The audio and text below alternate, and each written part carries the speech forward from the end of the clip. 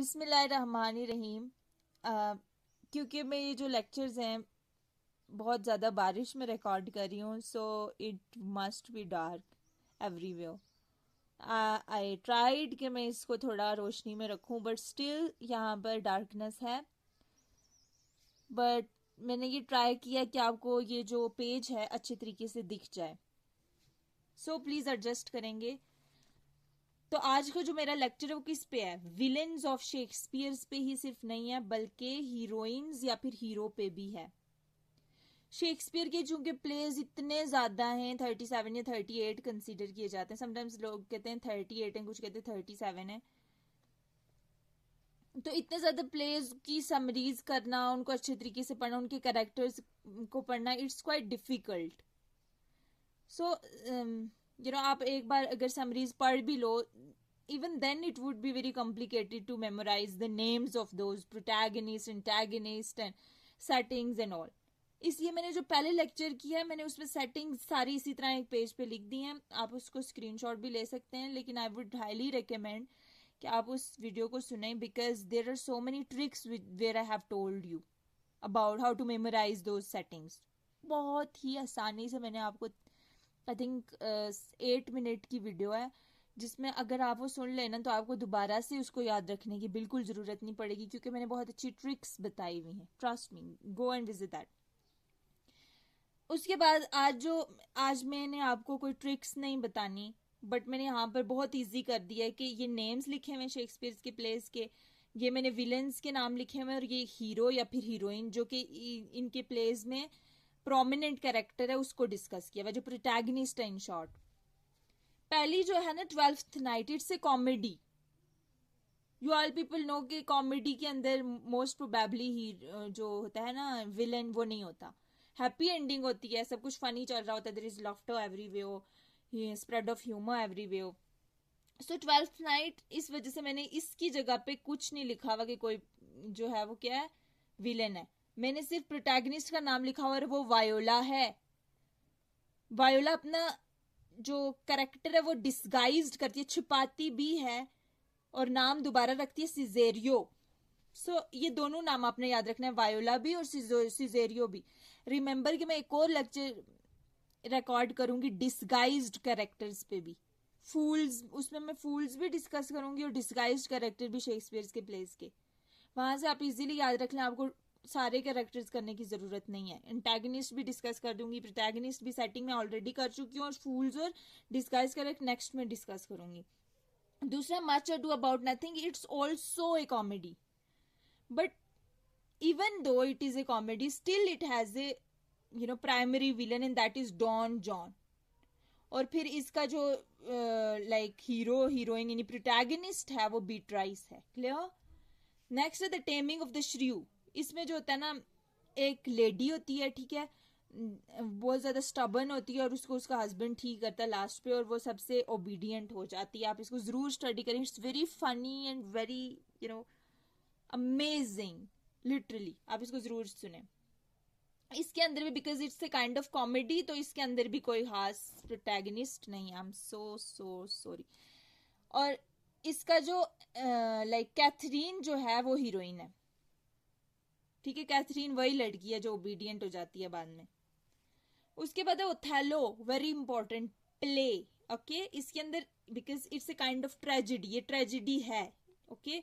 Iago इसके अंदर जो है वो विलन है, और ओथेलो खुद जो है ये प्रोटैगनिस्ट है। इसके नाम पे ही प्ले का नाम है, और हीरोइन इसकी डेस्टिमैनो है। बहुत इंपॉर्टेंट है ये, बहुत ज्यादा। उसके बाद आई थिंक इसी में ये होता है कि वो अपनी जो वाइफ होती है डेस्टिमांडो, उसको किल कर लेता है, लाइक दैट, या। उसके बाद रिचर्ड थर्ड है, ये इसी के नाम पे इसका प्रोटैगनिस्ट भी है, एंटैगनिस्ट भी है। प्रोटैगनिस्ट क्या होता है एक्चुअली? प्रोटैगोनिस्ट नहीं पढ़ना, protagonist is the right pronunciation. Protagonist क्या होता है? जिसके अराउंड स्टोरी मूव कर रही होती है, no matter he is the villain और हीरो और not hero, non hero, whatever villain भी हो, अगर उसी की गिर्द स्टोरी घूम रही है, that would be the protagonist. Protagonist not always means hero, it can be A villain. Clear? Protagonist जिसके अराउंड स्टोरी मूव कर रही हो। सो ये रिचर्ड थर्ड प्रोटैगनिस्ट भी है, रिचर्ड थर्ड जो है वो एंटागनिस्ट भी है यानी विलन भी है। टाइटस एंड्रोनिकस, टाइटस एंड्रोनिकस में जो है वो आरोन और टैमोरा जो हैं ये विलन है और यहाँ पर हीरो टाइटस एंड्रोनिकस खुद ही है। क्लियर? इसी तरह से मैकबथ है, मैकबथ इसके अंदर जो है वो विलन है, ठीक है, ये किलर है, इसने किल किया होता है 2 बंदूकों। लेडी मैकबथ जो इसको भड़काती है कि हमने किंग को मारना है, प्लस मैकबथ, दोनों हीरो भी हैं हीरोइन भी हैं लेकिन एंटागनिस्ट भी हैं। किंग लेयर, इसके अंदर जो क्या कहते हैं उसको, ये बहुत अमेजिंग स्टोरी है, 3 बेटियों की कहानी है और किंग उसमें होता है जो उनको कहता है कि कौन सी मेरी फरमाबरदार बेटी होगी, the one who loves me so much, तो मैं उसको अपनी जो है वो प्रॉपर्टी दूंगा टाइप थिंग, ठीक है। उसकी सबसे छोटी बेटी होती है कॉर्डेलिया जो कि प्रोटैगनिस्ट है, जो हीरोइन है, जो कि अच्छे कैरेक्टर की है, गुड कैरेक्टर है। लेकिन इसकी जो बाकी बहनें और इनके हस्बैंड्स हैं ये जो हैं ये विलन है, ये सब प्लान करते हैं कि हमने इसके साथ बुरा करना है और हमने खुद हड़पनी है। So who are they? क्लैडियस, रैगन, गॉनरिक और एडमंड, ये बहुत सारे विलन्स हैं। मेजर फॉर मेजर के अंदर एंग्लो जो है वो विलन है, इसाबेला जो है वो हीरोइन है। सिम्बलिन, ये किंग का नाम है सिम्बलिन, इसके अंदर जो सिम्बलिन की वाइफ है द क्वीन ये विलन है और इमोजन जो है ये हीरोइन है, जो इसकी बेटी है, सिम्बलिन की बेटी ही इमोजन हीरोइन है और इसकी सौतेली माँ होती है द क्वीन जो कि एंटागनिस्ट होती है। As you like it is amazing comedy.